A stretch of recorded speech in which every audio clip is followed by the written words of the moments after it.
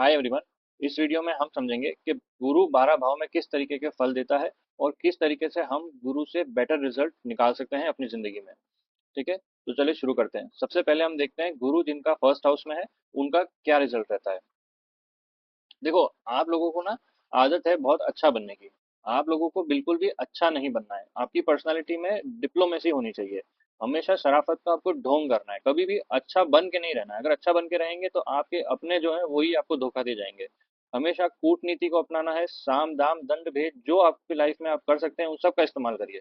बिल्कुल हरामी बन जाइए। इस तरीके से अगर आप नहीं चलेंगे तो जिंदगी में आप कभी भी सुखी नहीं रह पाएंगे। सबसे ज्यादा जो करीब है, जो आपको लगता है कि यार ये तो मेरे करीब है, आप मेरे ही अपने हैं, वही आपको धोखा देंगे आपकी लाइफ में। सबसे बड़ा प्रॉब्लम आपके साथ यही है। और किसी की भी चिंता करना छोड़ दीजिए। अपने अलावा किसी की चिंता नहीं करनी है। लग्न में गुरु वालों को क्या प्रॉब्लम रहता है ना, वो दूसरों के ज्यादा सोचते हैं। देखिए, कुंडली में गुरु फर्स्ट हाउस में है यानी कि वो पूरी कुंडली को कंट्रोल कर रहा है। ठीक है, यहाँ से वो आपके फिफ्थ हाउस को भी देखेगा, यहाँ से वो नाइन्थ हाउस को भी देखेगा। तो ये दोनों हाउस है ना, बहुत अच्छे हाउस है। और यहाँ से वो सेवंथ हाउस को भी देखता है। तो यानी आपका एजुकेशन हो गया, आपका पार्टनर हो गया, और यहाँ पे आपका ट्रैवल हो गया, या फिर आपके इष्ट देव हो गए। यहाँ पे आपको बहुत अच्छा बनाता है। वो कहता है कि मैं सबसे अच्छा हूँ, मैं सबका भला करूंगा। ये सब चीजें आपको नहीं करनी है। आपको जिंदगी में सबका सबका साथ सबका विकास नहीं करना है, अपना विकास और सबका साथ, यही नीति अपना के चलनी है। तो ही आप जिंदगी में सुखी रह पाएंगे। नहीं तो आपको अपने ही धोखा देके चले जाएंगे और आप जिंदगी में कुछ अचीव नहीं कर पाएंगे। नेक्स्ट आता है सेकंड हाउस। जिनका गुरु सेकंड हाउस में है उनका क्या होगा। देखिए, वाणी में हमेशा थोड़ा सा झूठ अपने को रखना है। थोड़ा सा आपको झूठ बोल के रखना है हमेशा। ऐसा नहीं है कि सब चीज बता दे रहे हैं सबको। पैसों के मामले में बिल्कुल बेशरम हो जाइए। किसी का भला नहीं करना है। पैसे किसी को 1 रुपया उधार नहीं देना है। रिश्तेदारों को तो स्पेशली कभी उधार नहीं देना है आपको। अगर रिश्तेदारों को आपने पैसा दिया, इसका मतलब ये समझ लीजिए कि नेकी कर दरिया में दाल वाला हिसाब किताब हो जाएगा। ठीक है। और हमेशा धनवान होने का दिखावा करना है आपको, भले पैसा हो ना हो, सबको दिखाते रहो कि मेरे पास बहुत पैसा है। और जब कोई मांगने आए तो मना नहीं करना है। कह देना है कि मैंने ये पैसा किसी प्रोजेक्ट में लगा दिया है, मैंने ये पैसा उस प्रोजेक्ट में लगा दिया है ना। इस तरीके से आपको चलना है। कभी भी अपने आप को नीचा नहीं दिखाना है कि मेरे पास आज पैसा नहीं है, मेरे पास कल पैसा नहीं है। इस तरीके से नहीं बोलना है। बोलना है कि मेरे पास बहुत पैसा है। वाणी और वेल्थ का दिखावा बिल्कुल करते रहना है। और झूठ, आपको सफेद झूठ बोलते रहना है सबके सामने। अगर आप ये नहीं करेंगे तो आपको अपने ही लोग खा जाएंगे। आप क्या करते हैं कि दिखावे के चक्कर में दूसरों पे खर्चा करने लग जाते हैं। अगर दूसरों पे खर्चा करेंगे तो इस तरीके की हाल में पहुंच जाएंगे कि आपके अपने बच्चे भूखे मरेंगे। तो आपको बहुत ध्यान रखना है। हमेशा झूठ बोलते रहना है ना, और पैसों का दिखावा करते रहना है। नेक्स्ट हम चलते हैं जिनका गुरु थर्ड हाउस में है। देखिए, हिम्मत और सीक्रेसी के साथ आपको जीना है। आपका जो लाइफ गोल होना चाहिए वो हिम्मत और सीक्रेसी होना चाहिए।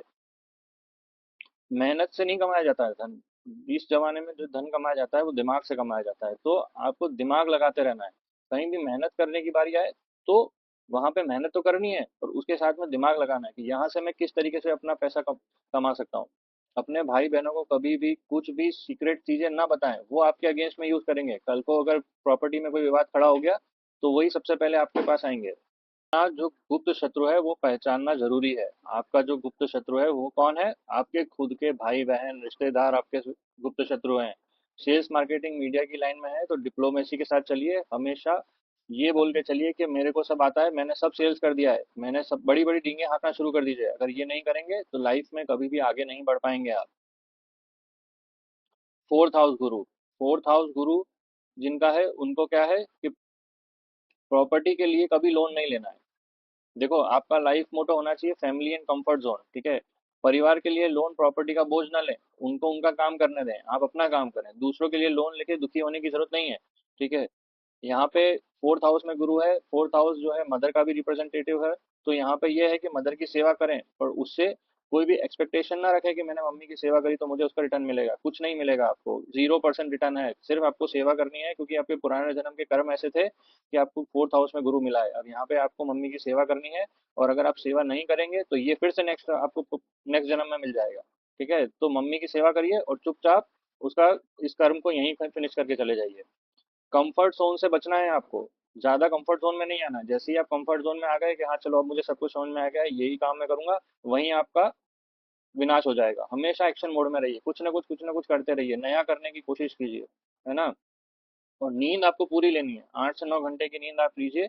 अगर आप नींद पूरी लेते हैं तो आपका जो गुरु है वो अच्छा रिजल्ट देगा।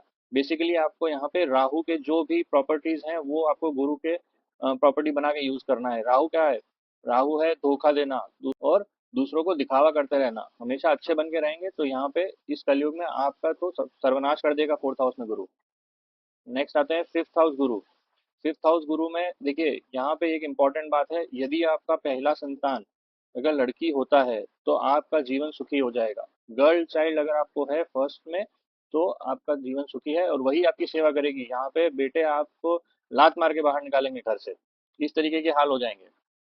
ठीक है, ज्यादा संवेदनशील बनने की जरूरत नहीं है, बुद्धि से काम लें, हमेशा किसी के सॉफ्ट कॉर्नर में नहीं आना है। ठीक है, आपको रिश्तेदार हमेशा यहाँ पे यूज करेंगे, जो जिसका जो गुरु है अगर फिफ्थ हाउस में है तो रिश्तेदार आपको यूज कर करके छोड़ देंगे, और जब आपको जरूरत होगी तो वो पानी भी नहीं पूछेंगे। ठीक है, इस प्लेसमेंट में बेटी ज्यादा होती है तो एक से दो बेटियां होना स्वाभाविक है, और बेटी ही आपको आगे काम आएगी, लड़के आपको जूते मार के बाहर निकालेंगे घर से।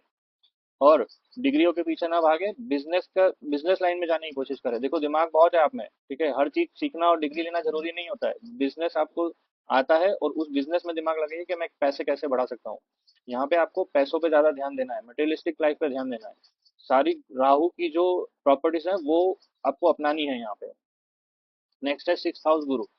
सिक्स हाउस गुरु में डर डर के जीना नहीं है। ठीक है, अगर आपको कोई पत्थर मारे तो उसको ईंट मारो, उसको डंडे से मारो, उसकी पिटाई कर दो। इस तरीके से आपको जीना है, बिल्कुल डर के जीना बंद कर दीजिए। सिक्स हाउस गुरु आपको एनिमी देता है और डेट देता है। ठीक है, और डेट से डरना नहीं है। आपको अगर लगता है कि मैं ये काम कर सकता हूँ और अगर मैं कर्ज लेके घर बनाऊंगा तो आप ले लीजिए, आपको डरने की जरूरत नहीं है। वो आपका पैसा चुक जाएगा अपने आप, पर अपने लिए लीजिएगा, दूसरों के लिए नहीं लेना है। ठीक है, नौकरी को व राजनीति को हिम्मत से आगे बढ़िए, आपके लिए नौकरी और राजनीति बहुत अच्छी है, आपको उसमें जाना चाहिए।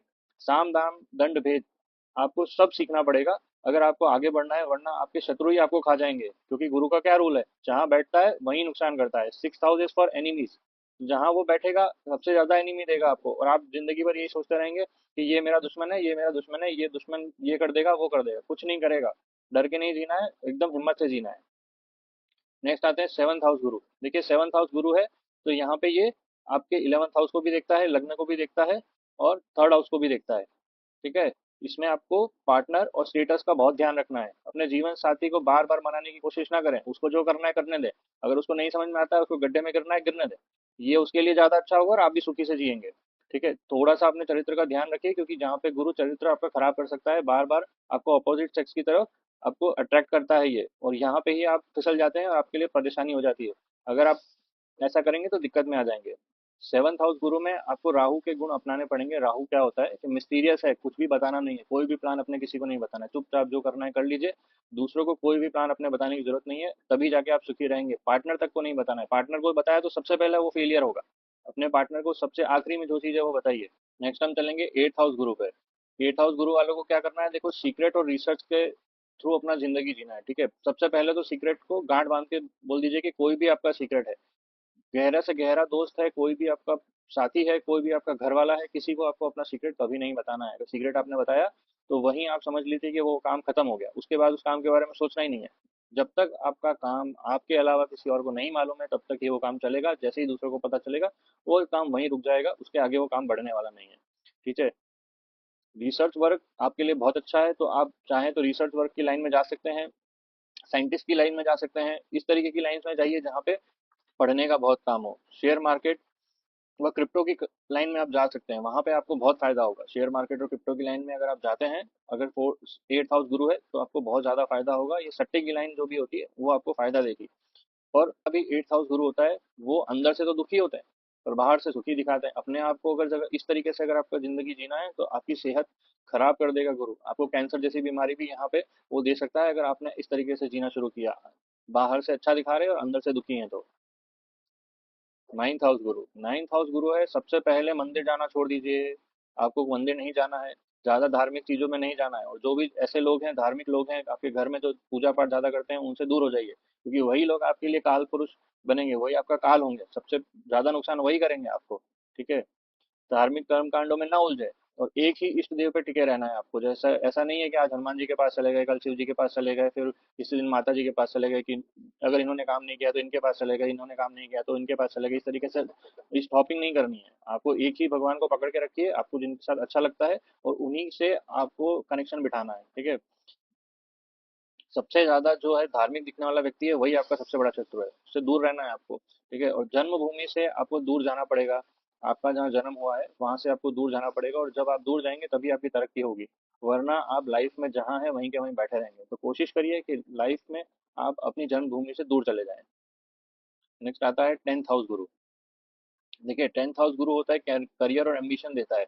पर यहाँ पे करियर और एम्बिशन में क्या होता है कि हर किसी को खुश करने की यहाँ पे आदत पड़ जाती है लोगों को। किसी को खुश करने की जरूरत नहीं है, सबको आप अपने दरकिनार करिए और अपना खुद का पहले करने की कोशिश कीजिए। जैसे कमाने की प्राथमिकता बनाए, ना कि पैसे लुटाने की। यहाँ पे लोग बाग क्या करते हैं कि दूसरों को धार्मिक काम दिखाने के चक्कर में बहुत सारा पैसा लुटा देते हैं, एनजीओ में डाल देते हैं, दान पुण्य कर देते हैं। ये सब करने की जरूरत नहीं है। पहले अपना पेट भरिए, दूसरों का बाद में भरिएगा, ठीक है।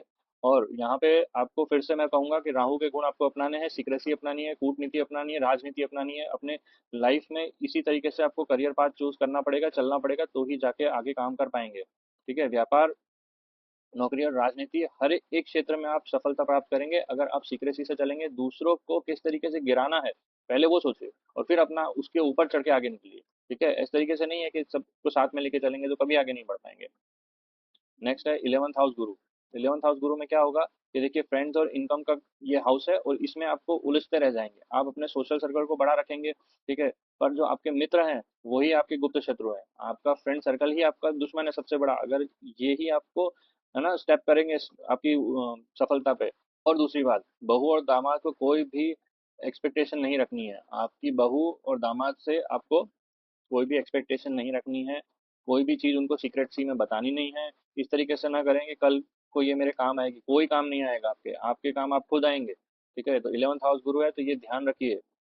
धन का संचय करने की आदत डालिए, धन को उड़ाना नहीं है। आप आज आपने दोस्तों पे खर्चा कर दिया, कल आपने बहू पे खर्चा कर दिया, फिर आपने दामाद पे खर्चा कर दिया, और जब आपको जरूरत पड़ेगी तो एक भी जना आपके साथ में खड़ा नहीं होगा।